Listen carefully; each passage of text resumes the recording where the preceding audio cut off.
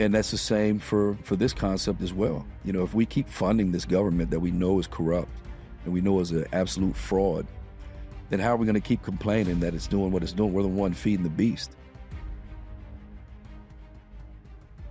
Welcome back to the Feds, insiders bringing accountability, integrity, and reform to a broken bureaucracy. I am Stephanie Weidel. If accountability for the overt illegal activity within our government is what you seek, then as the saying goes, if you see something, say something. If you desire men and women of integrity to become the standard bearers, ask people to join you when you stand up. And if you want reform, well, join us, because that's what Feds for Freedom seeks, all from the inside out. Remember, this is absolutely not about red versus blue, and we'll be talking about that today.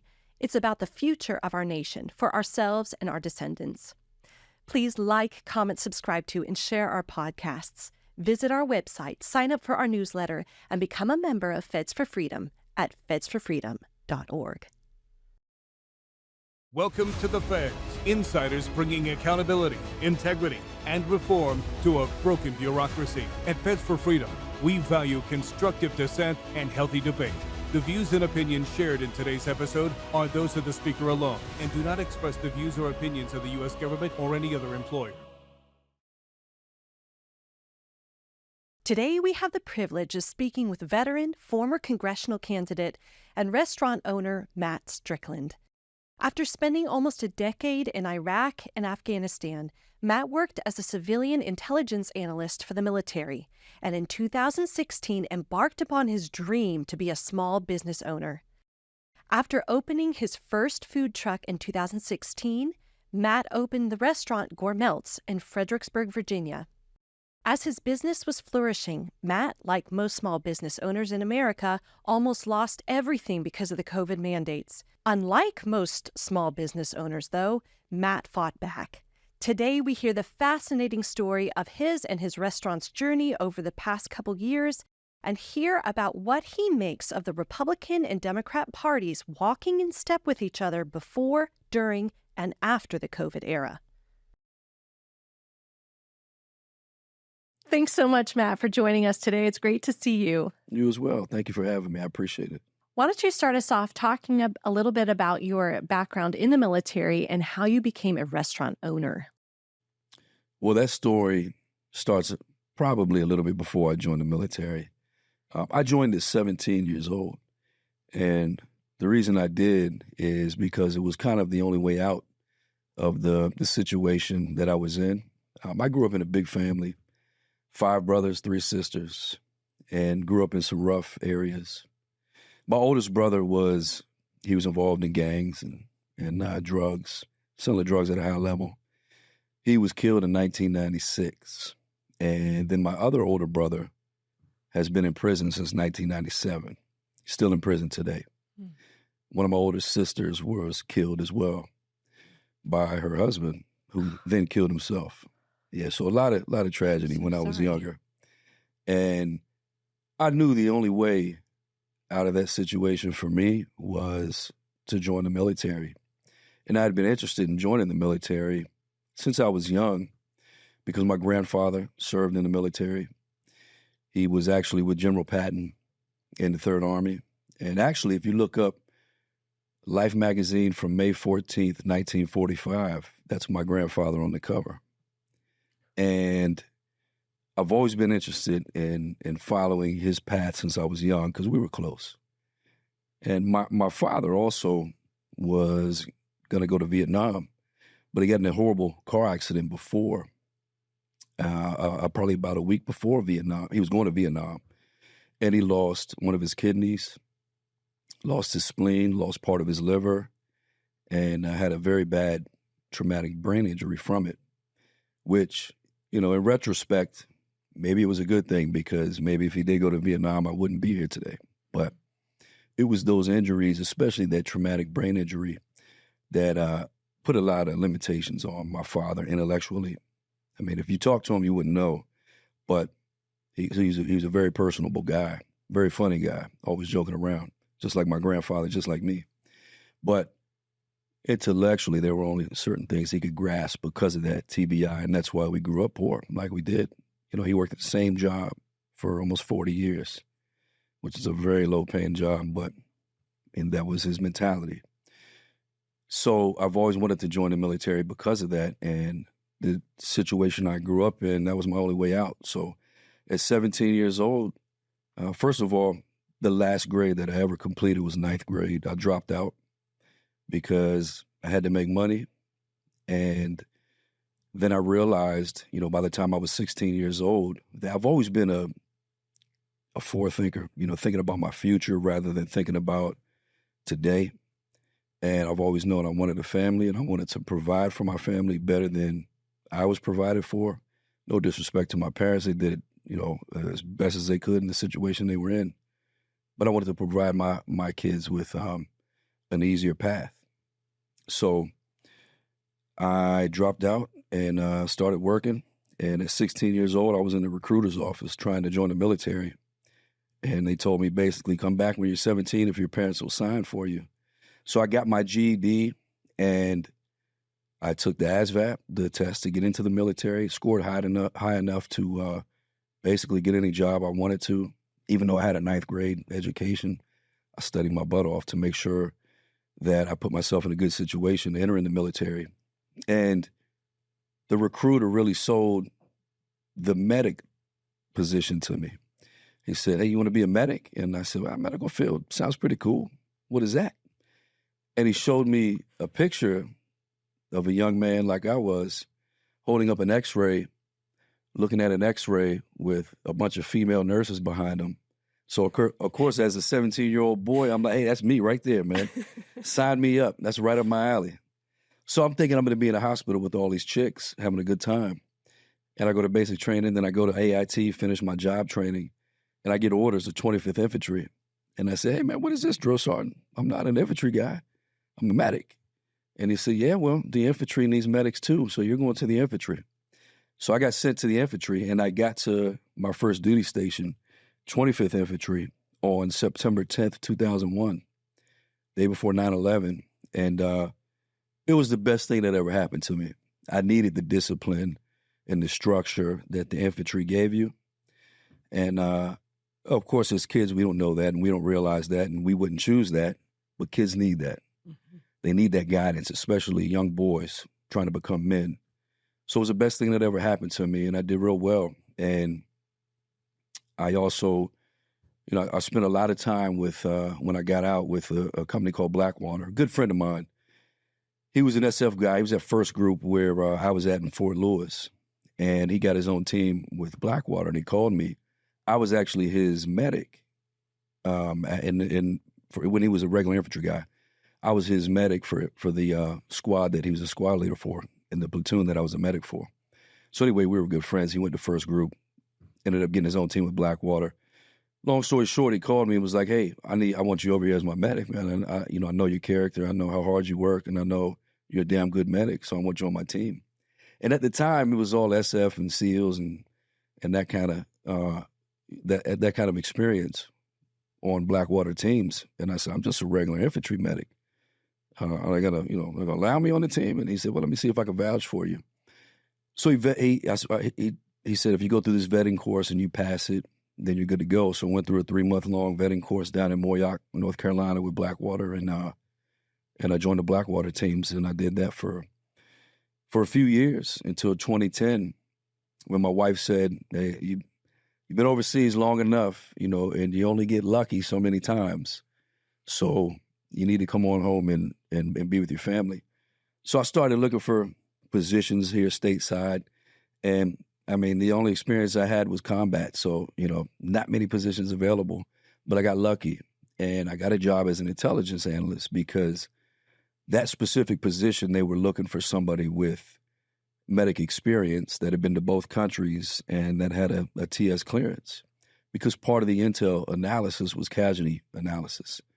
So I did that for 4 years, actually, till 2014, and I hated almost every day of it because I am not the office type of person. I didn't like being behind the computer screen, reading these reports of dudes out there doing the things that I used to do. I wanted to be out there still. So to be honest, it stressed me out. It depressed me. It was not what I wanted to be doing. So when ISIS started taking Iraq back over in 2014, I convinced my wife to let me go back downrange one more time. And I promised that next time I come home, it'll be the last time, I come home and leave. I won't leave anymore. And she said, all right, well, you got to figure out what you want to do if it's not, working for the government and doing an office job and things like that. And I've always wanted to be a small business owner. And the reason for that is because as a small business owner, your income is not limited. So working for the government or working a regular job, you get paid the same amount of money every 2 weeks, no matter how hard you work or how hard you don't work. And I'm a very self-motivated person, and I bust my ass. So I didn't like sitting in an office with people who weren't doing anything. There's a lot of people that work for the government that do absolutely nothing, and it blew my mind, and I didn't like it. I want my paycheck to reflect how hard I work, and that's what it does as a small business owner. If you don't work hard, you don't make any money. But if you bust your ass, there's no limit to how much you can make and provide for your family in a way that you may not have been brought up, and leave a legacy to your children as well. And I wanted to be in the restaurant industry specifically because I enjoy cooking. It's always been one of my biggest hobbies. I didn't have a lot of, meals prepared for me when I was growing up, probably none. I didn't have a lot of food growing up. I always ate at my friend's house and such, stealing foods from grocery stores and cooking it in the park at the little grill at the park and stuff like that. So I've always loved cooking, and I knew that's what I wanted to do because you spend a lot of your time in life at work. So one thing I teach my kids is don't choose a job or a career path because you think it makes money. Make sure you go do something that you enjoy because you're going to spend most of your life doing it. Mm-hmm. And that's why I chose the restaurant industry because sometimes I'm at work for 16 hours and it feels like I was there for 2 because I love it. But it is the most volatile industry out there. And majority of restaurants, like 85% of restaurants fail within the first few years. But so anyway, long story short, I went out and fought ISIS for 2 years, came home in 2016, and I opened a food truck, Gourmeltz, and that's how it started. And it grew to 2 trucks, 3 trucks very quickly. And I opened the restaurant version of Gourmeltz in 2018. And as with any other business, when you open a restaurant, you're not making money at first. So I did have to get my old job back as an intelligence analyst. And I did. So I'm working as an intel analyst, running the restaurant. Of course, my wife's helping me do that as well. And it was a whole lot. But it was going very well. And in 2020, I was this close to opening up my second location. Oh. Actually, I should have signed the lease on my second location right before COVID happened, but there was something in the lease that I didn't like, so I sent it back, and then COVID happened. I think that was God looking out for me, to be honest with you, because if I would have signed it, I'd have really been screwed. But I didn't sign that lease, and COVID happened. And at first, I'll be honest with you, much like probably everybody, when COVID first happened, I thought it was this virus that was going to kill half the world. I had no idea what it was, but I knew it was serious because the SCIF that I worked in as an intel analyst, they shut the entire SCIF down. And that's never happened. They sent all of us home. The whole world shut down. So at first, I wanted to be responsible, take a step back, analyze the situation for myself and make sure I wasn't putting people in harm's way. So I did shut my restaurant down in March of 2020 just to see what this was all about.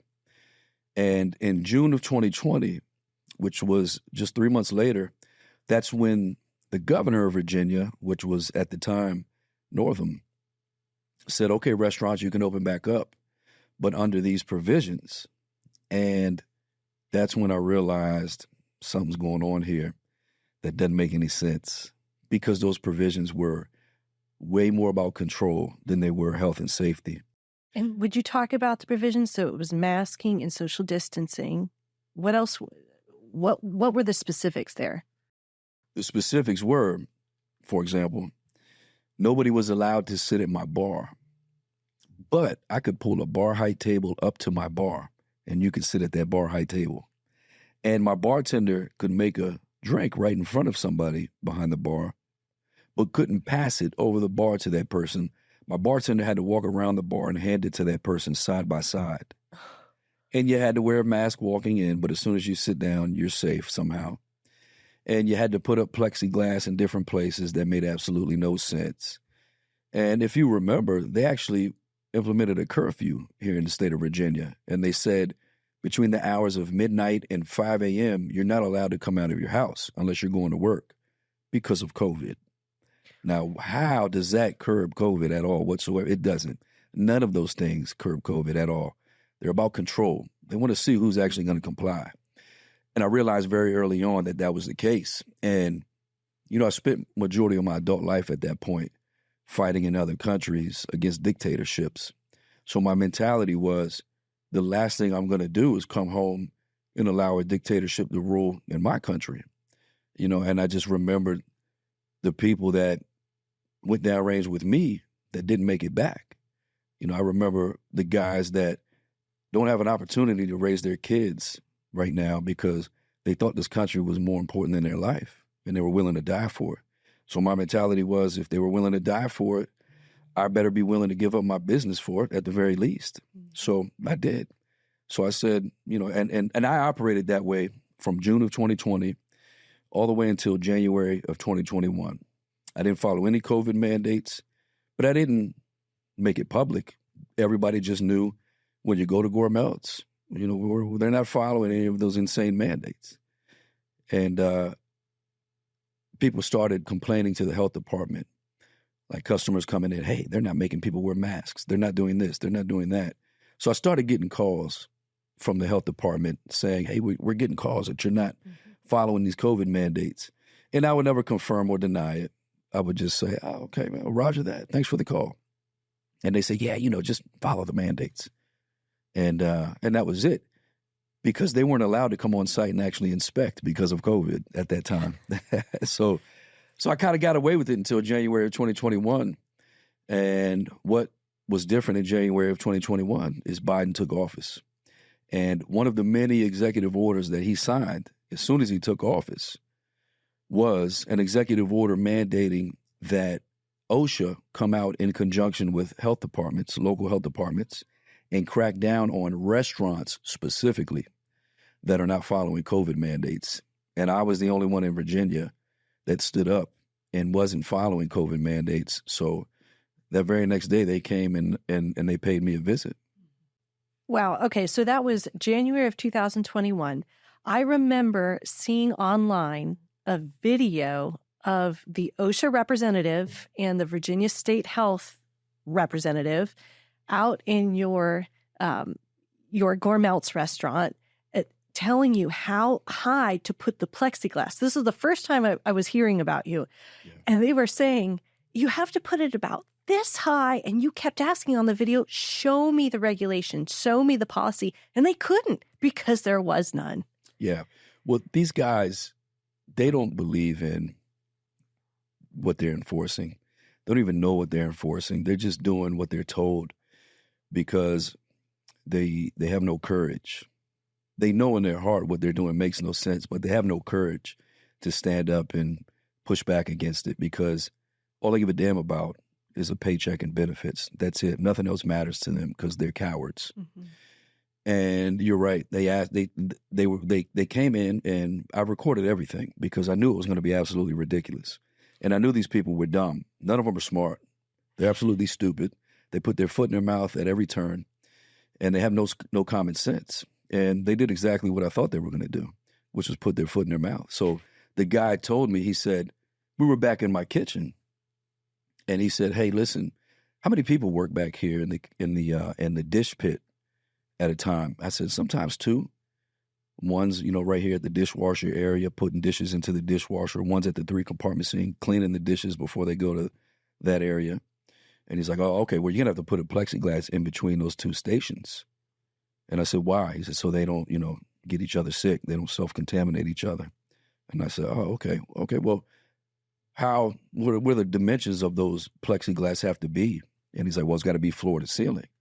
And I said, well, you realize if I put it from floor to ceiling, then I'm blocking these fire sprinklers, right? And then I'm violating the fire code. And he's like, well, yeah, don't do that. Don't violate the fire code. And I said, well, you just told me that's the regulation, so I have to. And he said, no, just get it up as high as you can.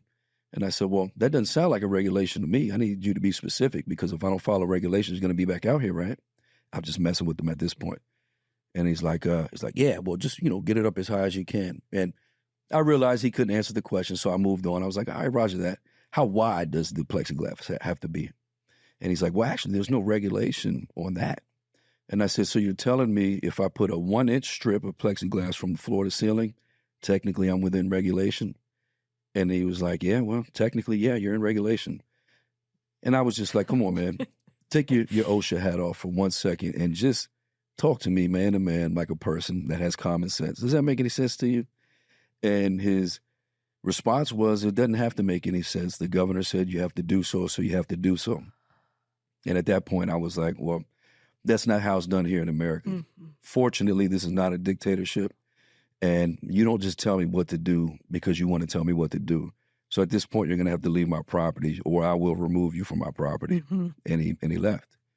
But you'll see, in one of the other videos I recorded, these guys came in, the health department guy and the OSHA guy, and they told me that if I don't start making my employees wear 2 masks, then I'll be in violation. So once again, I just messed with them because they're stupid. And I said, well, what does the material of these masks have to be? And he starts, giving me the rundown. Well, it can't be a gator mask. It has to be this kind of material. And it has to be, 2 masks now, not 1, because Dr. Fauci said so. Blah, blah, blah, blah, blah, blah. So I look over at, this is the OSHA guy telling me this. So I look over at the guy that's in charge of the health department for my area.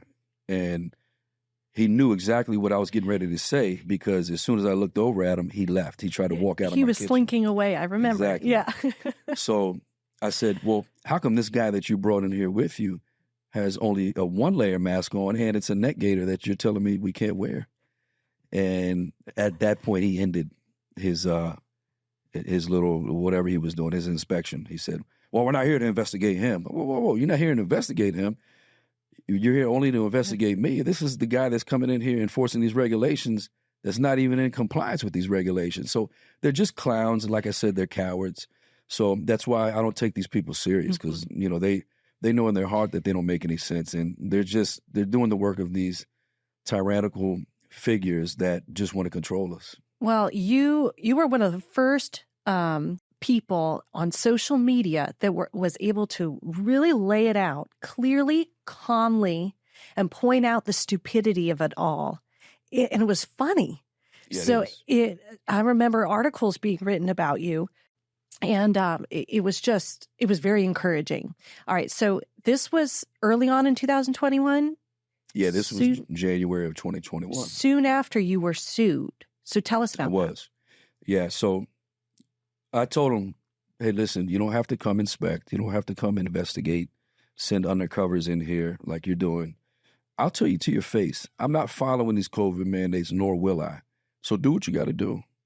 So they came back in maybe a week or 2 later, and they served me with the notice suspending my health department license.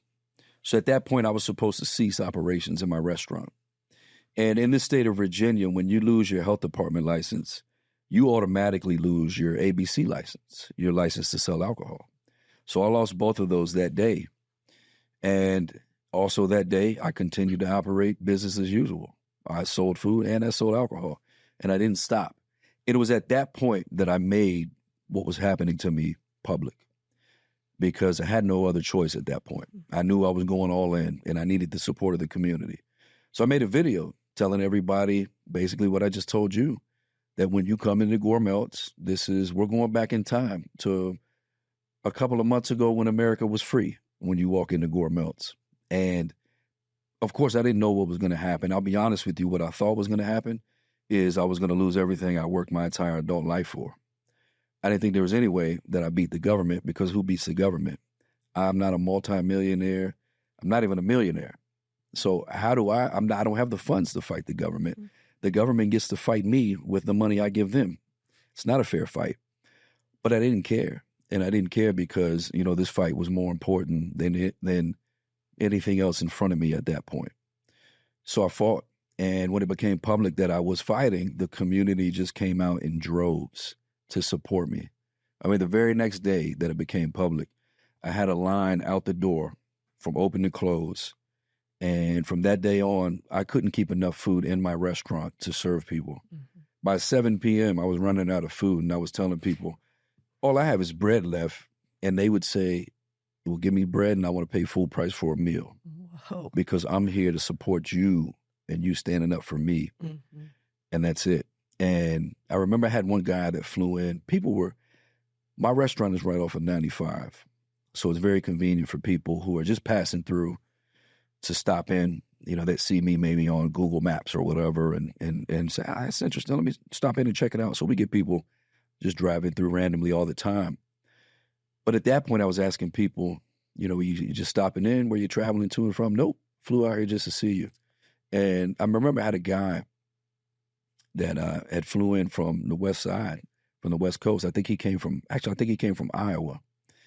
And he was standing in line, and he ordered, and he just kept standing out there. I was on the grill, and he was standing there, and I thought maybe he needed some more help. So I went out and, hey, do you need help, sir? He said, are you Matt Strickland? I said, yeah. He said, well, I wanted to meet you. I flew out here from Iowa to meet you.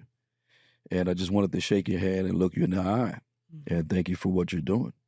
And it was at that point that I was like, yeah, this is bigger than me. Mm-hmm. I guess the decision I made was the right decision. And I'm not the only one that realizes what's going on. And I'm not the only one that realizes that this has to stop no matter how hard we have to fight. And it just gave me the energy and the motivation to fight even harder. Mm-hmm. And it was like that for a while. And it's like that still today, where I have people that come to the restaurant just out of respect for me and what I was willing to do for them. And also we've got great food and a great atmosphere and a great vibe when you walk in there. So in March of 2021, you were sued. And how did that end up?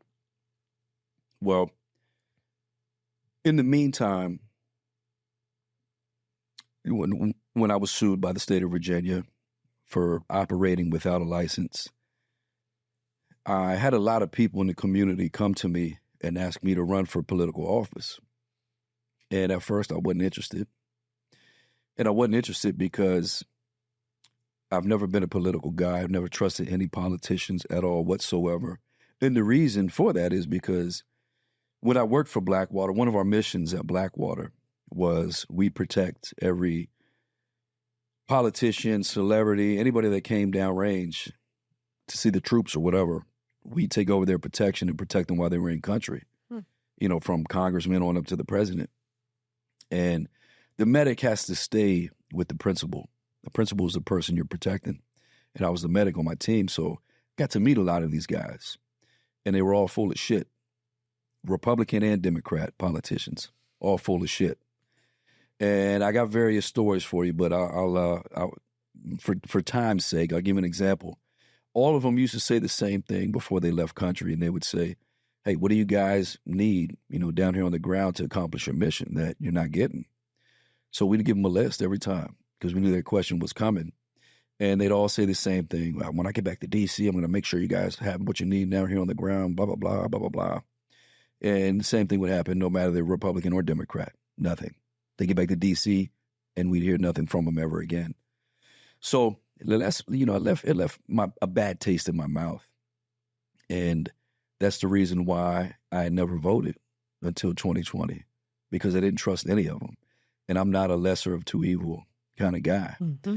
And I always had in the back of my head that, yes, politicians are corrupt and they're going to do their corrupt things to launder money and whatever. But ultimately, like the big decisions, they're going to look out for America. Well, what 2020 taught me was, no, you're absolutely wrong about that. They don't give a shit about America or you. All they care about is money, and that's it. And they're willing to let this country burn for it. So the reason why I voted for the first time in 2020, which was for President Trump, is because if you remember at the time I was working as an intelligence analyst while running my restaurant.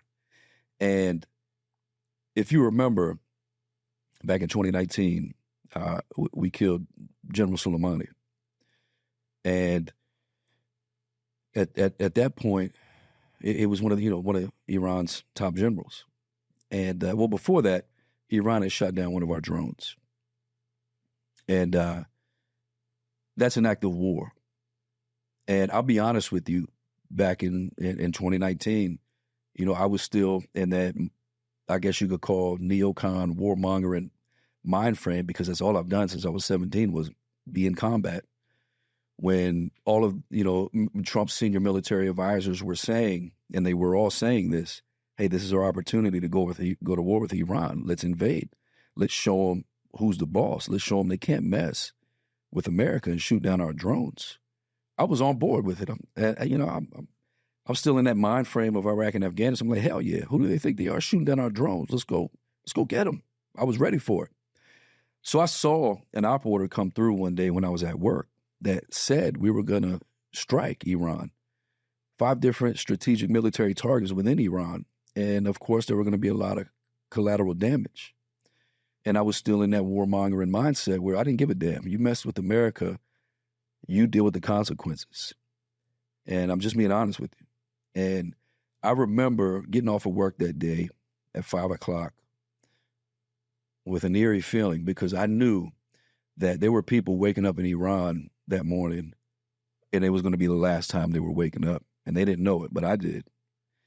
And I remember going home that day and checking the news at whatever time these missions were supposed to take place. I forgot what it was, but the time that these missions were supposed to take place, I was checking the news and nothing happened. So I kept checking, nothing. So I wake up for work the next morning, turn on the news, nothing happened. And I go to work the next day, and if you remember, Trump had a press conference on national TV. And he said, last night we had 5 different targets in Iran that we were going to obliterate, and there would have been a lot of casualties involved with that. He said, all I had to do was give the go-ahead, but I didn't. And I didn't because I didn't think that you shooting down an unmanned drone warranted me killing thousands of people. But make no mistake about it, if it happens again, next time I will not hesitate. And that woke me up. That day, that speech from President Trump woke me up. And I was like, holy shit, he's right. Why was I ready to go kill people in Iran for shooting down an unmanned drone? And it actually woke me up. And it actually started making me realize that these wars that I had been a part of were all bullshit. Were all for no reason. Absolutely, guys that were in Iraq and Afghanistan, terrorists, bad guys, whatever you want to call them, had to die.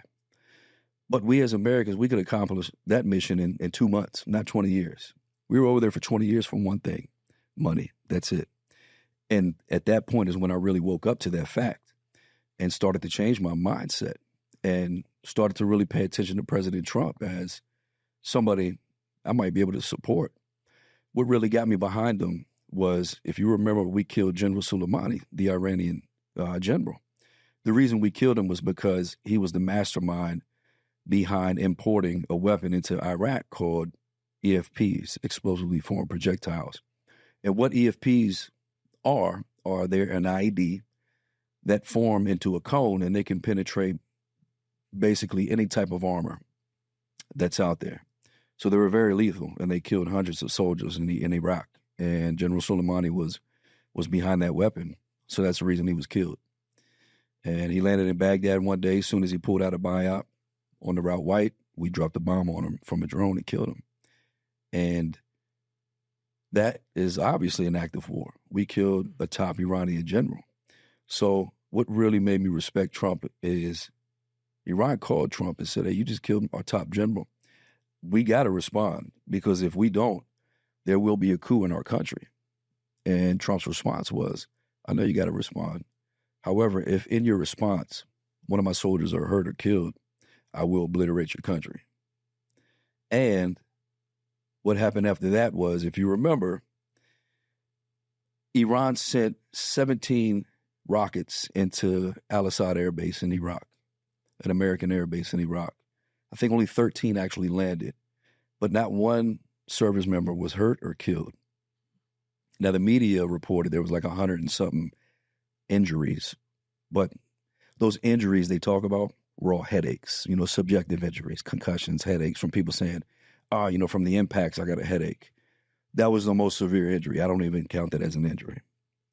But nobody was killed. And nobody was killed because Iran told us the exact times and the grid coordinates that these rockets were coming in. So they said, move your guys out of there, because they knew that if one person was hurt or killed, that it'd be over for their country. And it was at that point that I said, okay, well, President Trump, he commands respect on the international stage. And this is somebody I can get behind and truly support. And that's why for the first time ever, I voted in 2020 and I voted for President Trump. Wow. Okay. So you were sued in 2021. They took you to court. The state of Virginia took you to court. You won that by proving that the mandates were unconstitutional. Mm-hmm. And there was a lot of community support. In 2021, November of 2021, Governor Glenn Youngkin was elected. Miyares was elected Attorney General, and Winsome Sears, the Lieutenant Governor.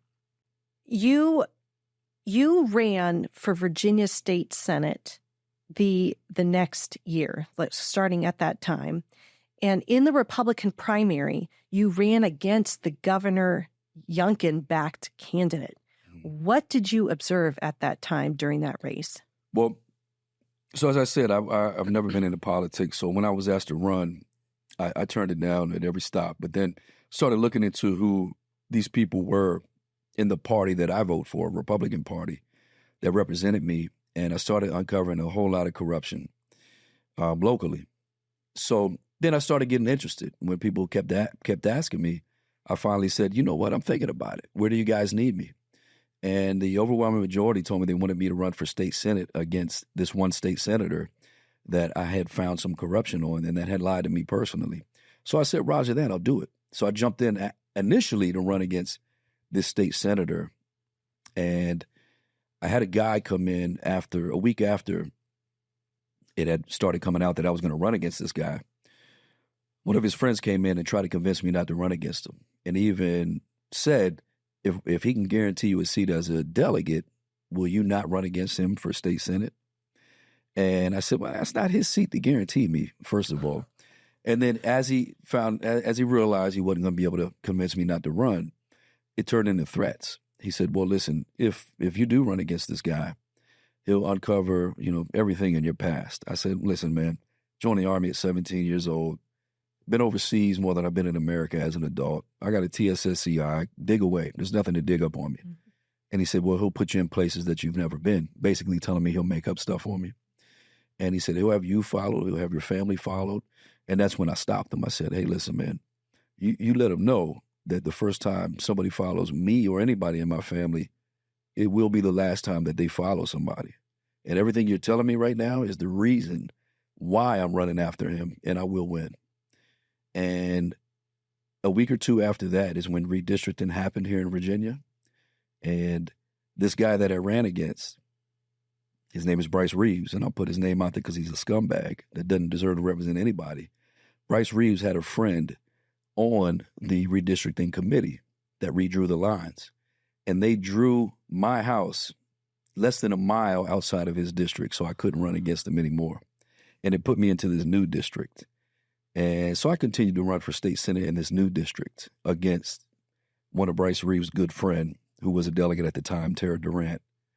And you're right, she was backed by Glenn Youngkin. And the reason she was backed by Glenn Youngkin was because during my campaign, I was very adamant that it is not just Democrats ruining this country. They absolutely are.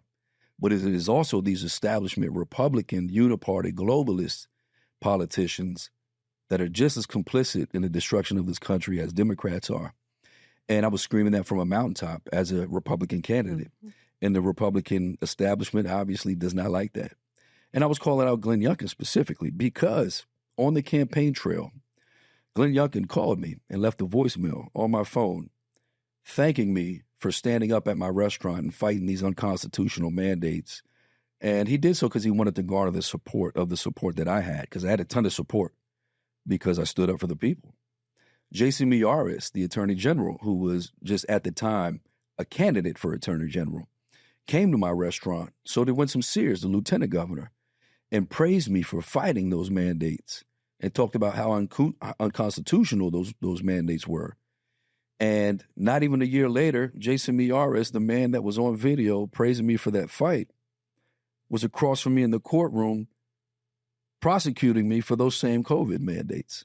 So not only did they not stop the COVID mandates, immediately when they won, but they continued to prosecute me for those COVID mandates when they took office. So I called him out for that. And I also called Glenn Youngkin out because he's not a true conservative. And what I mean by that is I had a guy come to my restaurant, and he was on the kidney transplant list at UVA. And he was on dialysis daily at this point, and he was about to die.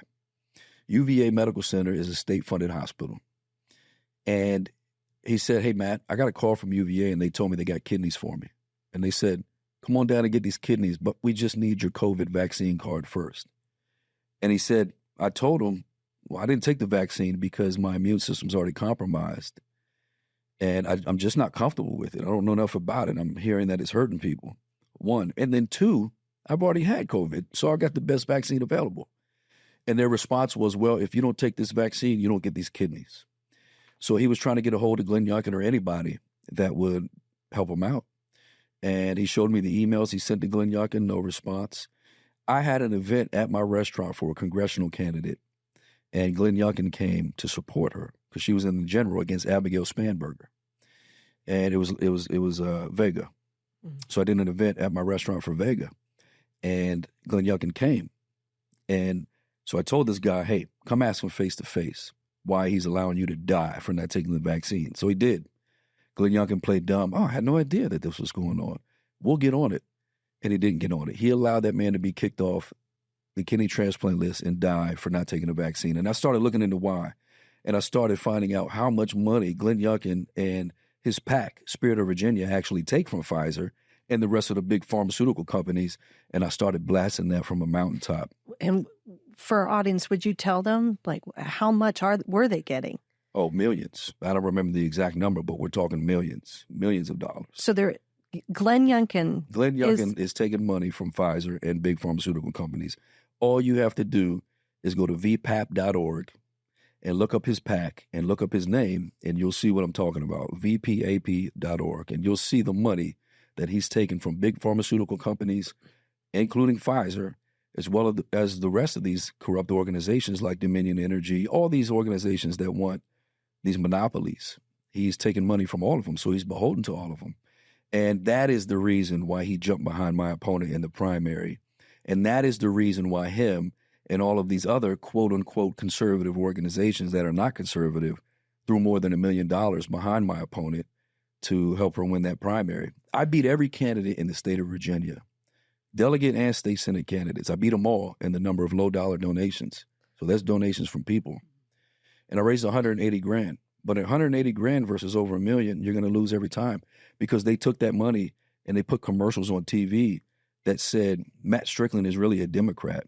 Matt Strickland is in favor of transgender ideology in schools. He wants to over-sexualize your kid in schools. Straight up lies. I'm the one that's at these school board meetings fighting against that stuff.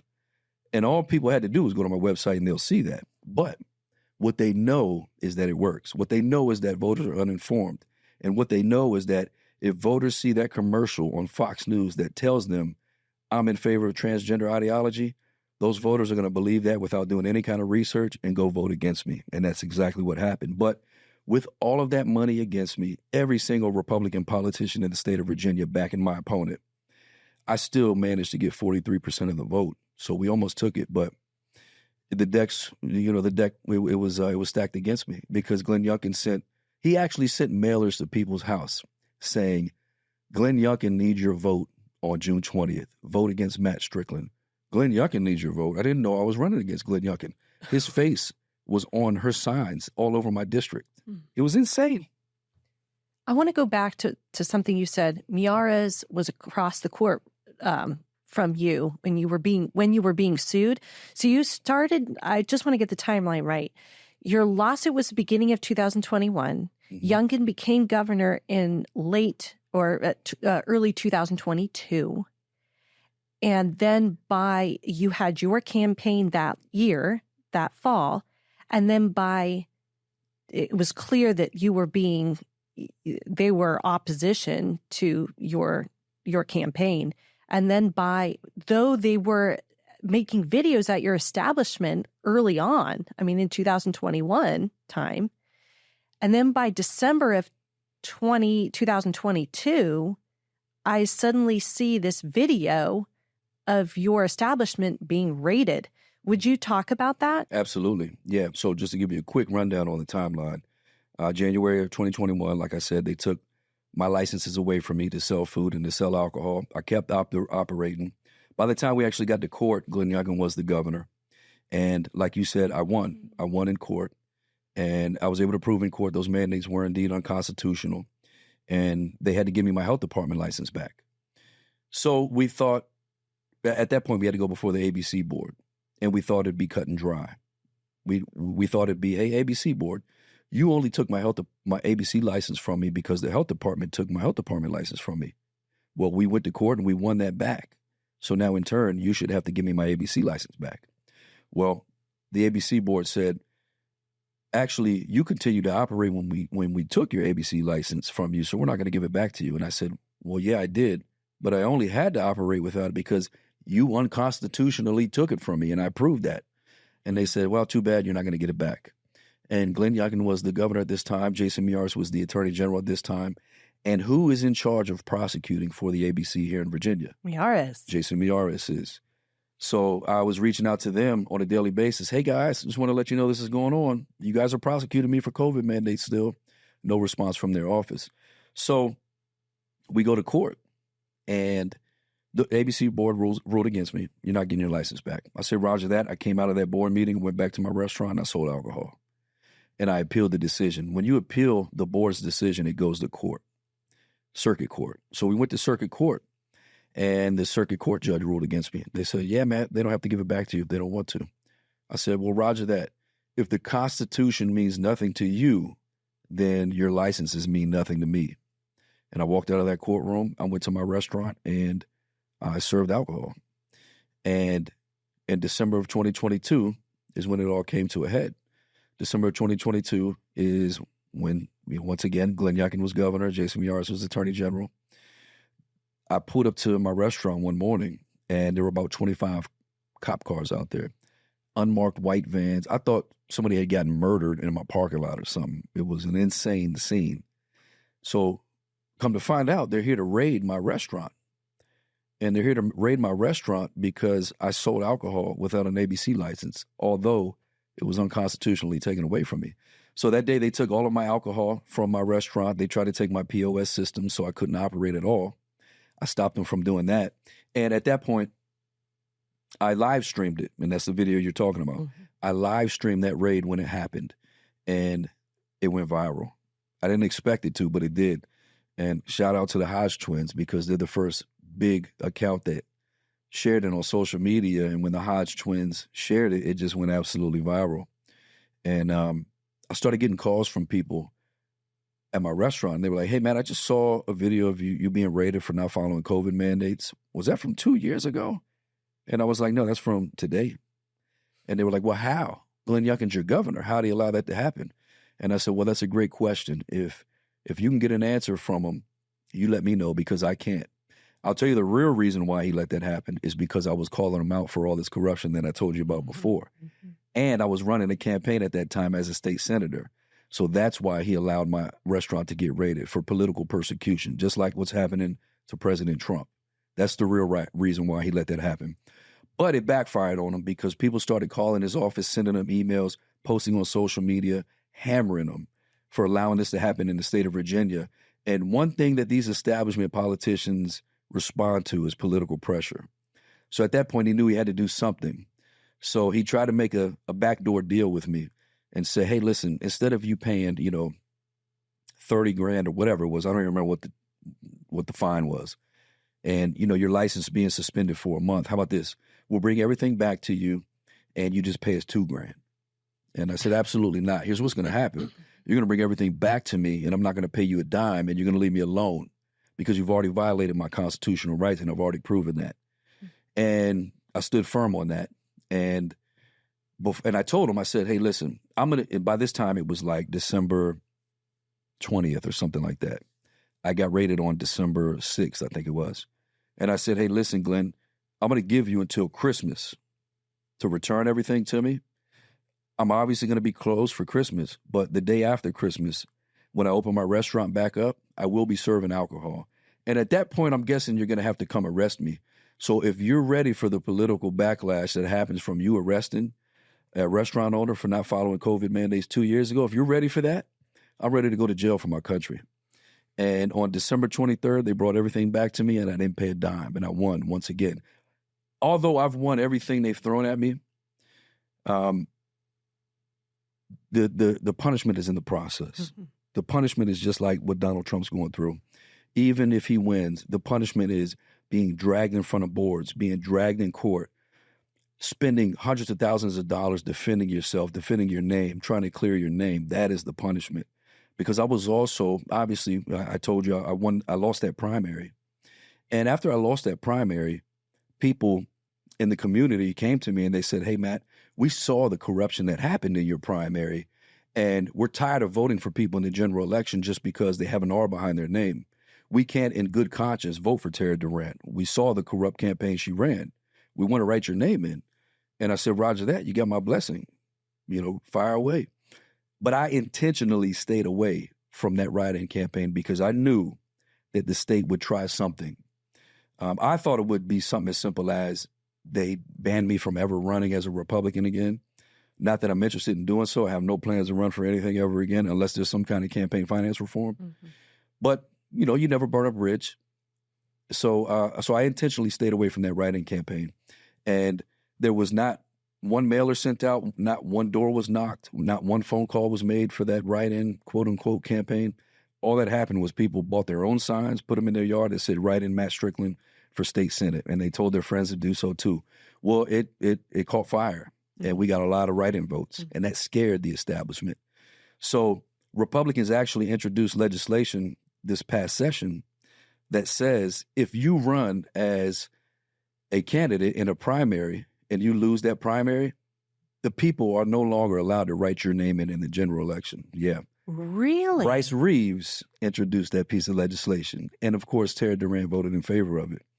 But guess who saved us from that becoming law? Democrats. Democrats voted against that, which surprised the hell out of me. But they fined me $75,000 for that write-in campaign, even though I stayed away from it. And what they said was those signs that people bought with their own money and put up in their own yard should have had a disclaimer on it that said paid for by your campaign. And I said, no, it shouldn't have, because it wasn't paid for by my campaign. My campaign was already over. Those people paid for that with their own money. You can't punish me for something other people did. If that's the case, everybody that has a Biden sticker on their car or a Biden sign in their yard, you need to go find Biden for all of those signs. So who fined you? Jason Miyares' office fined me. Wow. So once again, now I'm at the Board of Elections in front of Jason Miyares' office trying to clear my name and trying not to be fined $75,000. So when I went before the Board of Elections for them fining me $75,000, I explained all of my constitutional rights. Once again, that was being violated, and how the people who put those signs in their yards' constitutional rights were being violated. And I ran it down the list for them. I let them know what sections, what articles of the Constitution they were violating. And Jason Miyares' assistant attorney general, as dumb as he is, had no idea if I was right or wrong. So what they did was they continued my case until the next month. There were other people before the board that day that were also being fined for election issues. They didn't put a disclaimer on their business cards or something like that. Every single person got up and begged for mercy, and they got a $25 fine. I was the only one that got up and let them know what they were doing was unconstitutional, and I was the only case that got continued to the next month. So the next month I go back before them, and I guess they did their homework and they realized that I was right, that they were violating my constitutional rights once again, and they dropped all those charges against me. And that was just last month. Sorry. April 2024. April 2024. Yeah.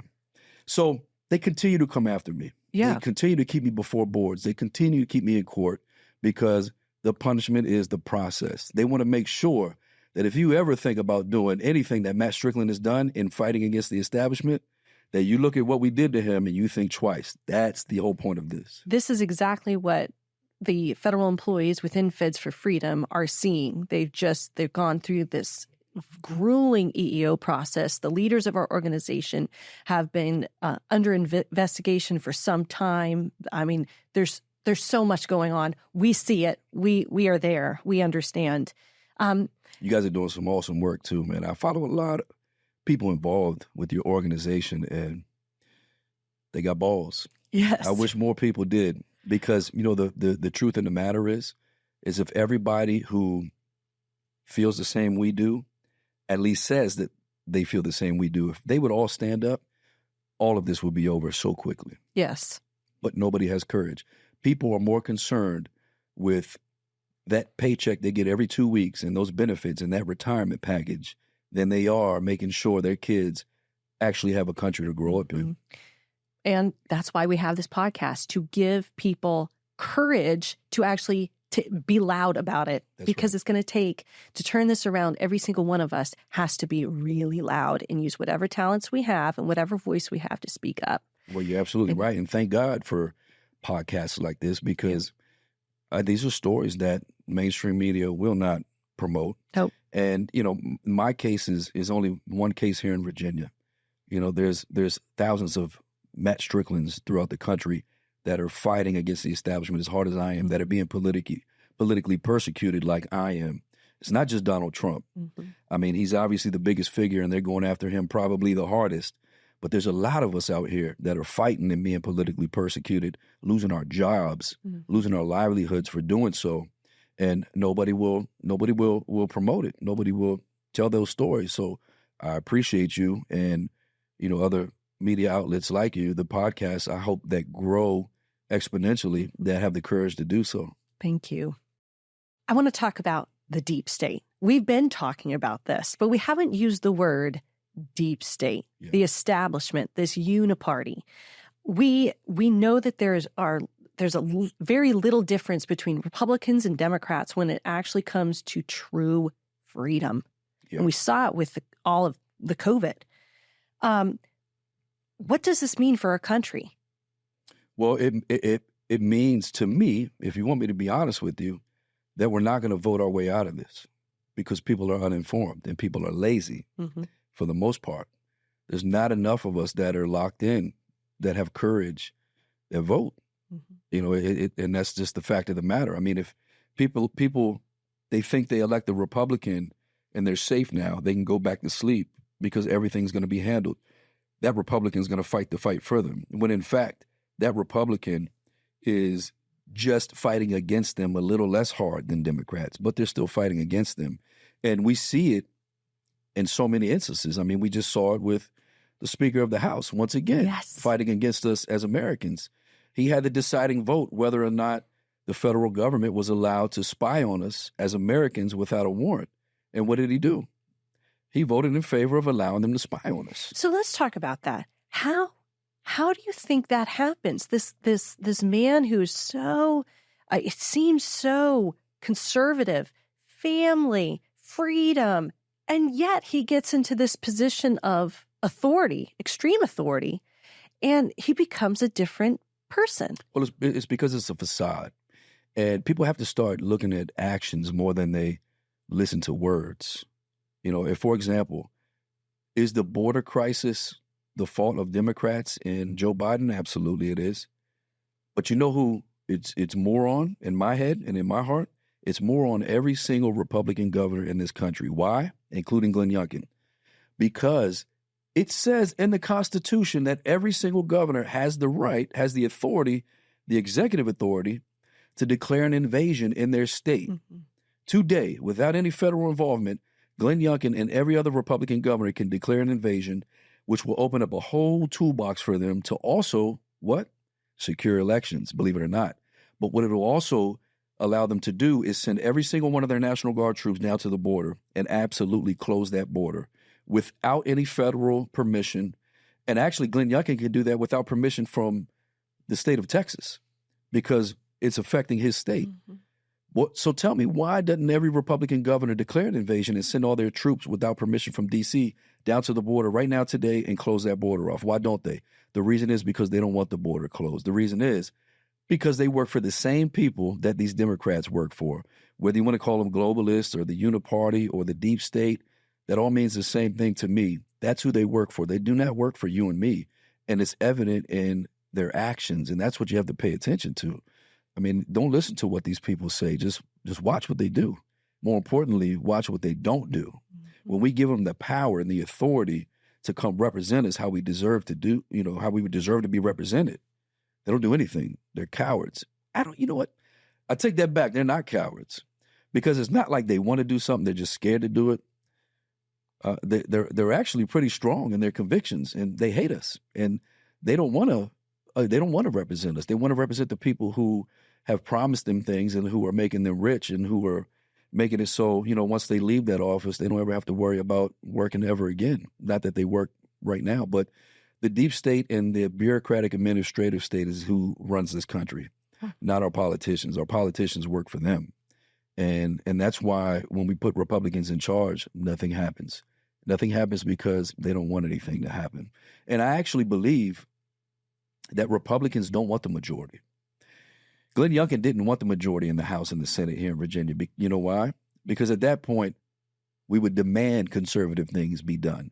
Now he has an excuse not to do what his donors don't want him to do because he could say, hey, I don't have the majority. If I have the majority, I'd be doing cool stuff like X, Y, and Z. But unfortunately, I don't have the majority, so I can't, guys. And we always give them a pass.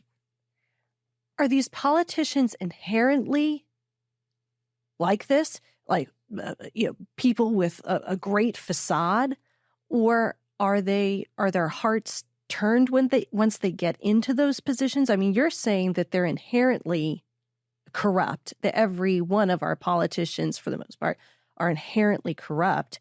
So my question is, how do we get beyond this, and how do citizens actually see their true nature, and how, as freedom fighters, can we get our true nature across and actually get into positions of authority to turn this around? Well, I think it's a mix. I think people take these seats inherently corrupt. I think maybe there's some people that start out with good intentions, but are just easily corruptible. It's human nature that once you get money and power, you want more of it. It's human nature. If I told you that, me having authority to make decisions didn't make me feel good, I'd be lying to you. And you'd be lying to me if you told me the same thing.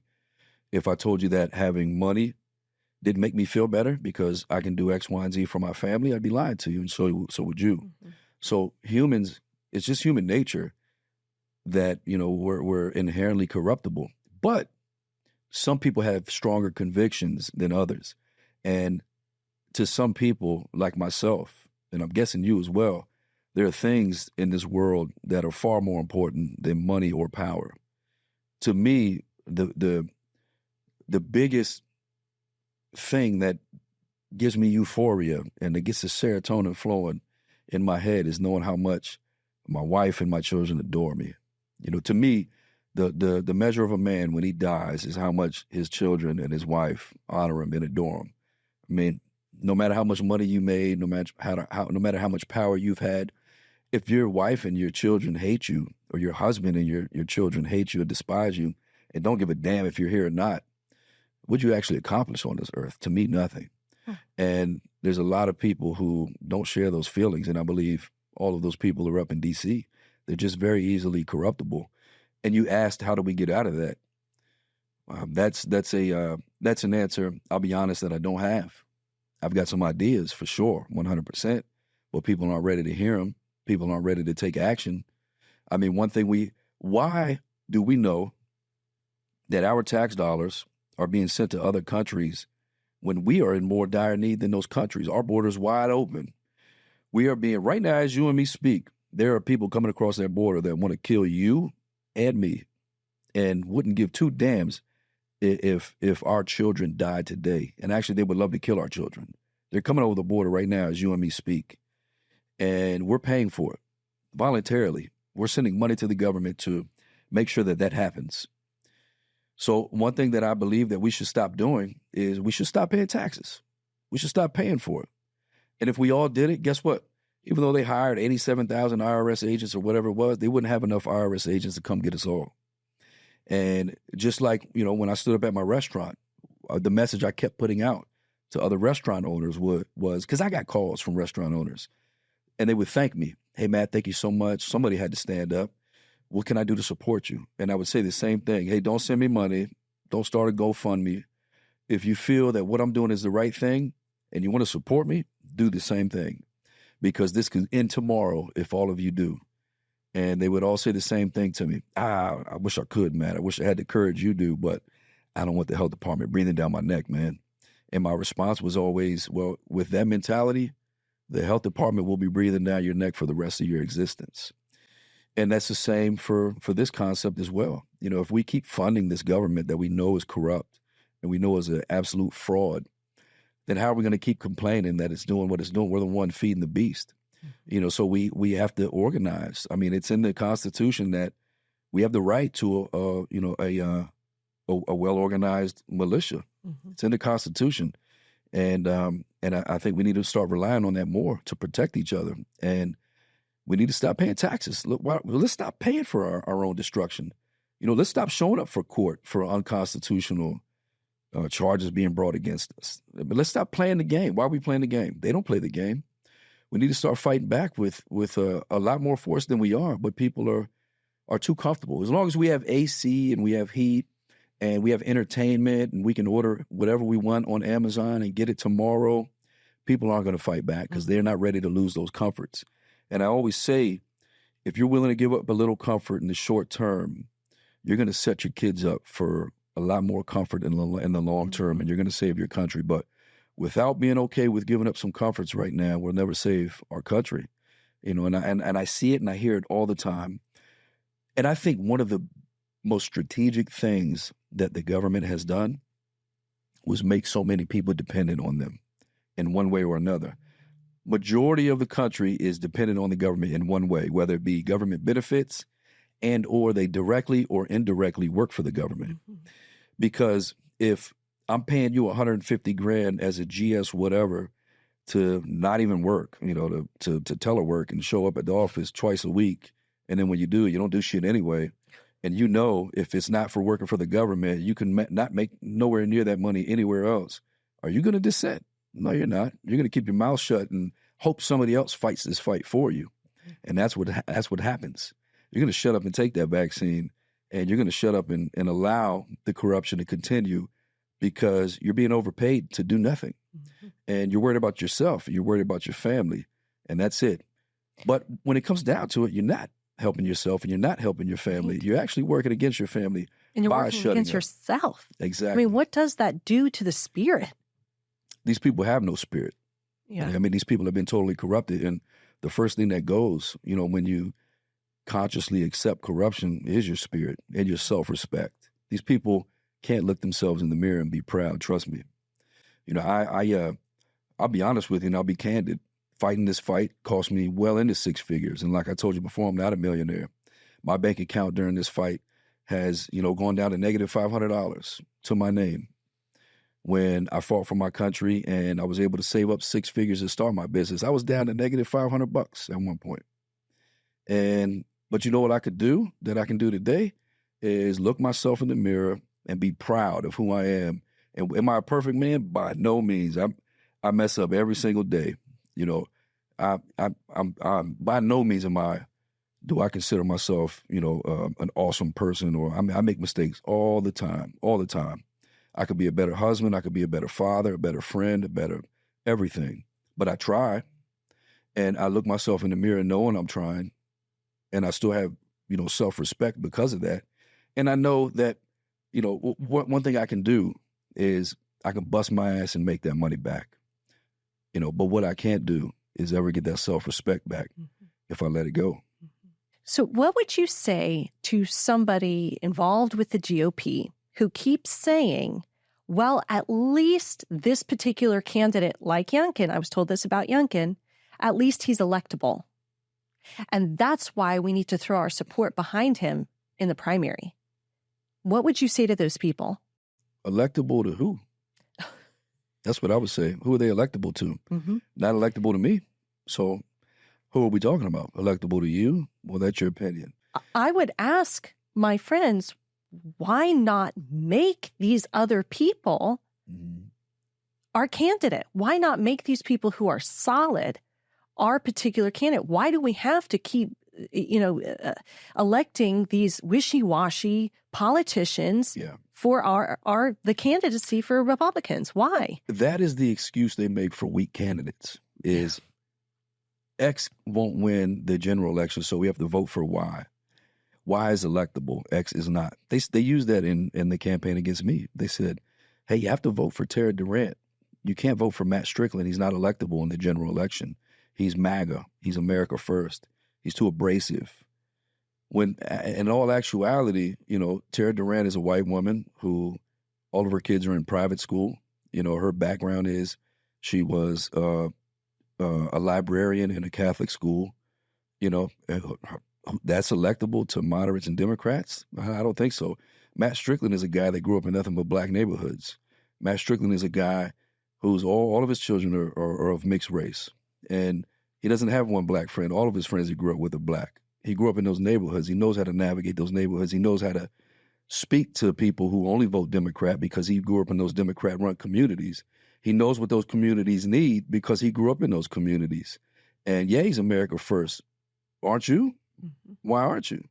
And they use that against me as if I was this guy from the backwoods that, put on a white hood and went to white supremacy freaking meetings. And they just tried to label me as something that I wasn't because they wanted to use the excuse that I wasn't electable and that the other candidate was. So that's what you use when the other candidate has no substance to him and should not be the candidate, is that, that candidate's electable and the other candidate's not. Why don't you want somebody, especially in this time that we're in as a country, why don't you want somebody that's abrasive? That's what we need. We need strong men and women to stand up, especially men. I'm disappointed in men here in this country. We need strong men to tell women, get behind me. I'm a man. I'm going to protect you. I'm going to turn this thing around in this country and get it right back on the track that it should be. What disappoints me the most is when I'm at a lot of these political events, when I'm at school board meetings, it's all women. It's all conservative women that are standing up at these school board meetings fighting for the kids. It's all women that show up at these political events, going out volunteering, knocking on doors for true America First candidates and candidates that actually love this country. It's majority women. I won't say all, but a good 75% of the people at these events are women. And it's disappointing to me because I'm like, hey, where are you at, man? Where's Dads for Liberty? Well, why is it Miles for Liberty? Where's Dads for Liberty at? Where are you guys at? You guys are cowards. That's why you're not out here fighting with us, because you guys are more worried about golf and you guys are more worried about sports and entertainment than you are saving this country. There will be no sports and entertainment if this country isn't saved, fellas. You're more worried about being lazy, and you think that you've done enough because you went to work today and provided for your family. Now you get to sit down and chill out. No. You need to get your ass out here and fight with us and tell your women to get behind you, because you're supposed to be the man. You're supposed to be the protector. And it's very disappointing that I see that. And it's obvious. It's obvious that at these, especially school board meetings, it's all women. It's true. I've seen very few men speaking. It's mostly the moms. Yeah, it is. And going to these freedom events, you see there are some men. You do see a lot of, I'd say, single women. Mm-hmm. Single women and older folks. It's just, especially in the Republican Party. It's if you go to a GOP meeting in whatever county, it's everybody's 80 years old and up, and it's because the Republican Party does not know how to talk to young people, and that's another reason that I'm 40 years old. I just turned 40. I know how to speak to the younger folks because I know what the younger folks need. They need direction. They need a strong man to stand in front of them and tell them what he's been through and tell them how they can get to point A and tell them what common sense actually means and sit down and talk to them, as not as equals, because I've been through a lot more than you, so on that surface, we're not equals. But we can talk as equals because we're both human beings, but I'm going to give you some guidance that you need and that I know you need. But the Republican Party, they don't know how to reach out to these young folks and give them what they need and what they yearn for. And the Democrat Party doesn't either, but they tell them what they think that they need, and nobody else is doing so. So the young folks, they grasp onto it, and they think that the only message they're hearing is the correct one. You have Democrats mandating thoughts. Exactly. And you have Republicans not having a thought because they're all wishy-washy. Exactly. And Democrats allow the Republican narrative to be given to the young folks. And they don't fight against that narrative. That the Republican Party is the party of racists and the party of white men that own property and that are millionaires. They let that message be stuffed down the throats of these young folks, and there's no counter argument to it. Well, I've got a counter argument to it, and my opponent in that race didn't. She didn't know how to relate to young folks, but that's not what they're here for. They're not here. The Republican Party doesn't want candidates that can actually relate to people that don't vote Republican. First and foremost, they want somebody that's going to toe that Republican establishment line and not give them any pushback and allow them to continue to do their corrupt dealings. And if you're not down for that, they're not down for you.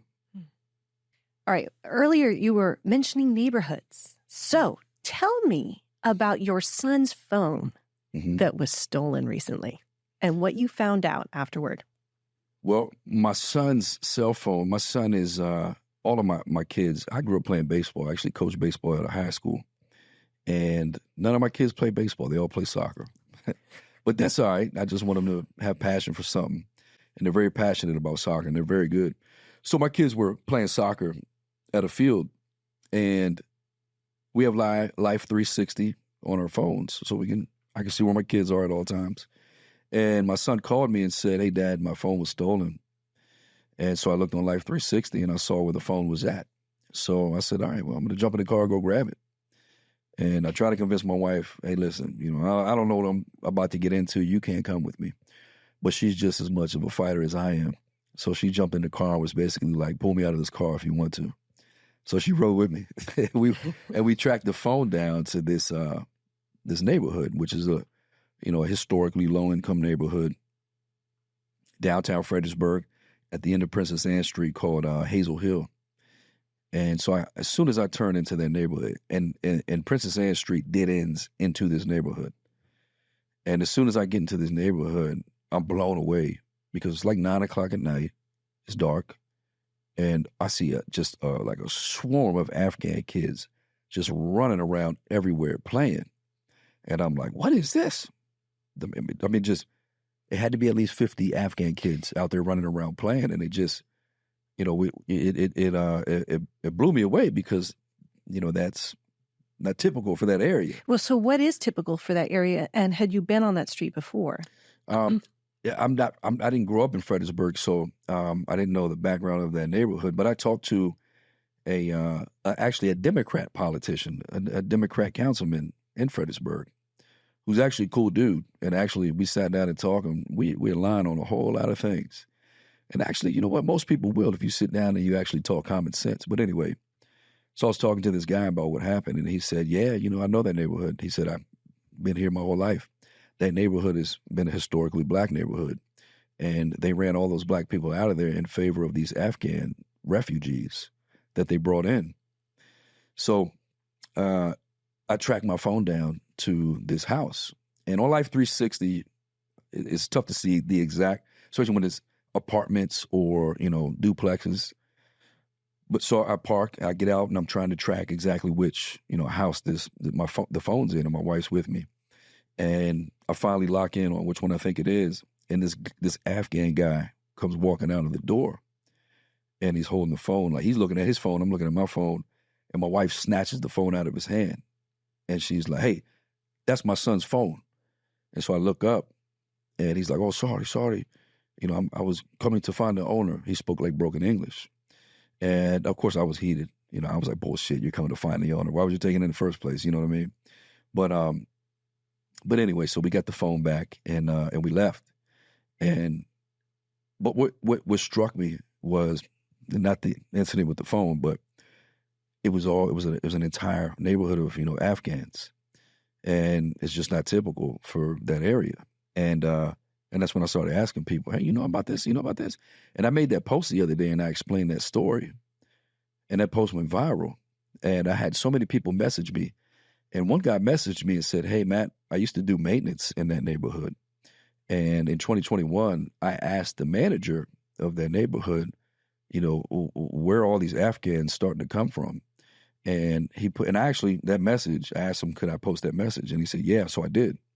And he said that the manager of the community told him that the community gets paid more money to accept Afghan refugees than the American citizens that actually have lived in that neighborhood their whole lives. So those Afghan refugees were taking the houses of those Americans, those Black Americans that have been there their whole lives. So the Democrat Party always talks about how they're pro-Black community and blah, blah, blah, all this other stuff, but they're willing to kick those Black Americans out in favor of these Afghan refugees, and you tell me why. And in my mind, they're not Afghan refugees, you know, because I've been to Afghanistan a few times. I spent a couple years in Afghanistan, and there is no vital record system in Afghanistan like we have it here in America. There's no way to properly vet Afghans. And do I feel bad for, you know, Afghans that just want a better life? Absolutely. I feel bad for them. And I wish I had a superpower where I could tell this is a good guy. He just wants a better life for his family. Come on in. And I could tell this guy's a terrorist. He wants to kill us. But I don't have those superpowers, and neither does anybody else. So my main priority, if I was a politician, would be the security of the people that I was elected to represent, which means no Afghan refugees can come here because I'm not able to vet you. So I don't know what your intentions are. You're not able to properly vet these people because there's no vital record system. I can tell you, and especially how quickly they were vetting these Afghans when we pulled out of Afghanistan. They weren't even vetting them. They were just bringing them straight over here. And I can tell you, if I'm an Afghan, I can tell you I am whoever I want to tell you I am because there's no birth certificates, or I can make one up really easily. You know what I mean? There's no way to vet these people. So it was of great concern to me when I saw that. And of course, when I see something like that, I feel the need to put it out. So I did. So I put it out. And of course, I get you're such a racist. You're such a white supremacist. I've got friends that one of my best friends is from Afghan. His family immigrated from Afghanistan in like 1985. We grew up together. They did it the right way. He opened a mechanic shop, actually called U.S. Auto, here in Alexandria, Virginia. His dad did when he first moved here in the 80s, and paid taxes and built that company to something that he eventually sold it and retired one day. That's how you do it. That's how you do it. And you know, I'm all for folks like that coming over here and doing it the right way. But, you know, when my brother, who married a Moroccan citizen, had a kid with a Moroccan citizen, can't bring his family to America because it's taken over a year for her to get her visa, but somebody can be brought over here right across the border or flown in here by the Democrat Party, yeah, that pisses me off because I don't know who those people are, and neither do they, and they know that. And there's a reason why they're importing all of these people. There's a reason. I believe there's multiple reasons, and they're not being honest with us. What do you think some of the reasons are? Well, I mean, one of the more obvious reasons is to change the landscape of America, you know, to end patriotism and loyalty to the country, because they don't want that. You know, they don't want a military full of people that are loyal to the Constitution and loyal to their neighbors. They want a military full of people that are loyal to those benefits and are loyal to the people who allowed them to come across that border illegally and allow them to make more money than they ever made in their life. That's who they want filling the military ranks. And they want voters who are dependent on them to vote. You know, they want to fill voter rolls with people who they know will vote for them. And that's just the absolute truth. And no, elections are not elite. Elections are not secure here in America. And I know that because here, just in the state of Virginia, You don't need an ID to register to vote. And you also don't need an ID to vote. A lot of people don't know that. When I say that, people say, well, when I go vote, they ask me for an ID every time. Yeah, they do. But all you have to do is tell them you don't have it, and they legally have to let you vote in the state of Virginia. And I made a video of myself voting in the 2022 election with no ID to prove that you could. All they make you do is sign this little slip of paper. They make you put your name and your address and signature on this little slip of paper, just promising you are who you say you are. That's it. Don't need an ID to vote. So in that case, how can you tell me elections are secure? You can't, because they're not secure. And I mean, there was Tucker Carlson just, I think last night, put out a video with a lady who found out they snuck in to one of the federal codes that somebody is allowed to vote if they consider themselves American.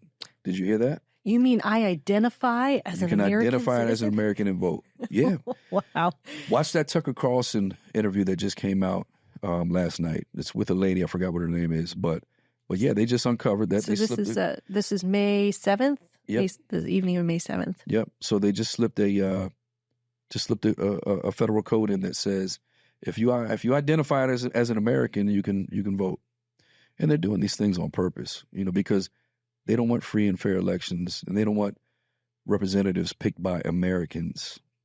They want to control who the representatives are that make laws and controls the country, because they're corrupt. That's what it is, and we need more people to fight back. And if we don't, then we're going to lose. We're right there. Given all that we've discussed today, if there's one thing that the average American citizen can do to combat this corruption, what would it be? There's a lot, but if you want me to just give you one off the top of my head, is stop voting for these corrupt establishment Republicans. Because too often I hear the excuse, I'd rather this wishy-washy Republican over this Democrat. Well, not me. I'd rather this Democrat, who I know is fighting against me, than this wishy-washy Republican that's pretending to be representing me, but is actually not. So these Republicans, these establishment Republicans, they run these corrupt campaigns like they did to me. And they win these campaigns via corruption. And then they turn around to the people and they say, hey, yeah, we know we ran a corrupt campaign, and we know we're not the best pick for this seat. But now you have to vote for us in the general election because you don't want a Democrat, right? Mm-hmm.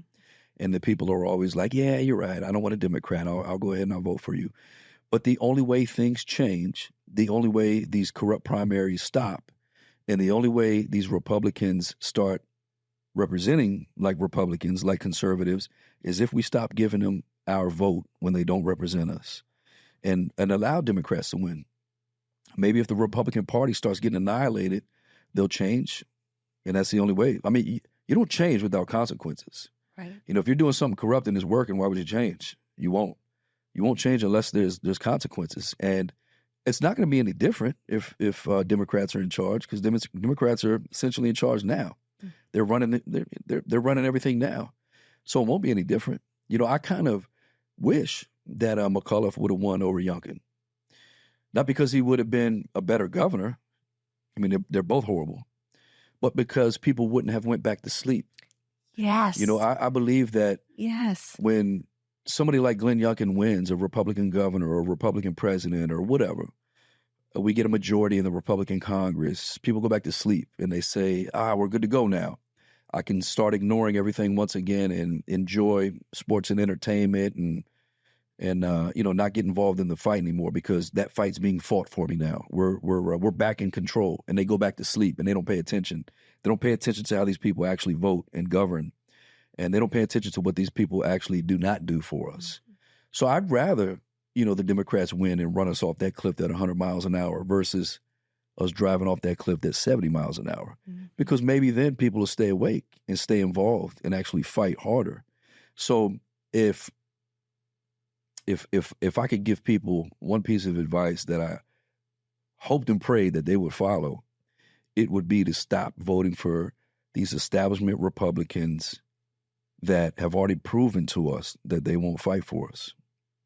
And in primaries, fight like hell for the candidates that will say out loud that the corruption is on both sides of the aisle and that I'm coming to clean up all of the corruption. I'm not coming to represent a political party. I'm coming to represent the American people. Fight like hell for those people. Get them across the finish line, no matter how much money they're up against or how many establishment Republican politician endorsements they're up against. Go fight like hell for those people. And no matter what, don't vote for that person that you know is not representing you. That's probably the piece of advice off the top of my head I'd give people. This is excellent. We've seen the same thing at Feds for Freedom. All of the freedom-fighting organizations that were birthed out of the COVID crisis, we're seeing that a lot of people have gone back to sleep. Yeah. And so we're in this lull again. We are. We're in kind of a weird lull right now because people are giving grace right now because they think there's a chance that Trump wins the presidency again and all will be good. Well, as much as I want Trump to win as well, we're not going to be saved by one man. One man is not going to save this country. We need you to wake up and fight right now, not wait until November 6th, the day after the election possibly is stolen again, to say, okay, all right, now I'm in the fight. No, jump in the fight with this right now. Let's roll. What will it take for people to keep staying in the fight? Because it is exhausting. We're all exhausted. But what will it take for people to keep standing up, kind of like the Revolutionary War? People had to stay in the game for a long amount of time.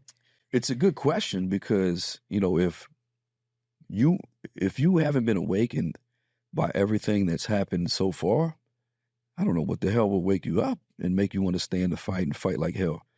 It's a great question. I don't know what it takes. I thought taking your freedom away and saying you can't leave your house between midnight and 5 a.m. would make people wake up. I thought saying, hey, take this poison and inject it inside of you or you're going to lose this job would wake people up. But I think all of these are, kind of like mini tests of, how much will they take? How much can we get from them? And, it keeps being more and more and more. And it's gradual. And I think it's purposeful. Mm-hmm. There's a reason why it's gradual, because there's bigger things coming. But I don't know what it would take. And hopefully it doesn't take something that is too late for us to fight back. It's a great question. And the reason why I can't answer that is because I've already been to the limit. I've been fighting this for years now. And you're right, it is exhausting. But what's more exhausting to me is giving up and, living a comfortable life and relaxing and just saying, I'm just going to take care of my family. Because in reality, you're not. If you don't try to save this country, you're not taking care of your family. Because as parents, one day we won't be on this earth to protect our children.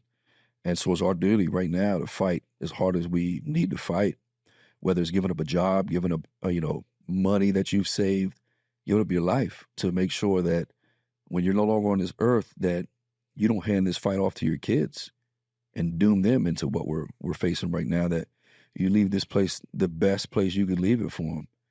But I don't know what it's going to take for some people to wake up and do it. And maybe when these conferences that I talked about are gone, maybe then, I don't know. But at that point, it'll probably be too late because if those conferences are gone, communication is probably gone as well. Mm-hmm. And if there was some sort of cyber attack where think about this, if there was some sort of cyber attack where we lost power and cell communication, there'd be so many people that wouldn't even last 2 weeks. It'd probably kill half the population with no power. Not many people can survive like that, especially people that live here in Arlington. No power and no communications. How many people are self-sustainable for even 2 weeks? Not that many people. Every store would be looted in 24 hours. People would start killing each other for things. It'd be chaos. That's right. So if that were to happen, and that is not a far-fetched conspiracy theory. I mean, it's already been proven that other countries have the ability to shut down our grid. So at the flip of a switch, they did it several times. I mean, do you remember when they shut down the gas pipeline here on the East Coast? Everybody was going crazy. And I mean, they can do it at the drop of a hat. It doesn't even have to be a nuclear bomb that they don't even have to, get a plane into our airspace and drop a bomb. But they don't need to do that. Shut off our grid. That's it. People will start dying. It'll be chaos. And hopefully it doesn't take that, because at that point it is too far gone. But courage, man. People just need to have courage. And there's so many ways to get in the fight. And I mean, the starting point, start being vocal. We have this thing called social media now where we can jump on and say what we feel and be vocal. Stop being scared. What will my job think? Who gives a shit if your job thinks X, Y, and Z? That's not a job you should want to work for if they're not allowing you freedom of speech. And beyond that, I mean, not just freedom of speech, but things that need to be said to save your country. If you're working for somebody that's not allowing that, why would you want to work for that person? Man, go, take a pay cut. Take a pay cut and go work for somebody that actually loves this country. That's what I do. That's what I did. I mean, I could have comfortably had a government job where, I get paid to do nothing the rest of my life and I get a pension. I didn't want that. I wanted to bust my ass and start my own business and work grueling hours so I can leave something to my kids and so I can have autonomy. I can say when you try to control my actions when it comes to this country to screw off. That, no, I'm not going to do that. I'm going to do what's best for my country. And in turn, that means I'm doing what's best for my family. But when you allow this corruption to happen, you're not doing anything but, screwing your kids over. And I hope people realize that sometime soon. Well, Matt, thank you so much for joining us today. Thank you for being a man of integrity and courage. I mean, you have done this country very proud. Thank you. I appreciate that. Thank you for what you have done. Absolutely. And thank you for what you do and what you've done and what I know you're going to do. Don't get exhausted, though. Stay in this fight. I promise you. There are things that motivate you along the way that, make you realize why this is so important. So stay in that fight with us. I know you will. And I hope other people join us. Thanks so much for tuning in. Please like, comment, subscribe to, and share our podcasts. Visit our website where you can sign up for our latest newsletters and become a member of Feds for Freedom at fedsforfreedom.org.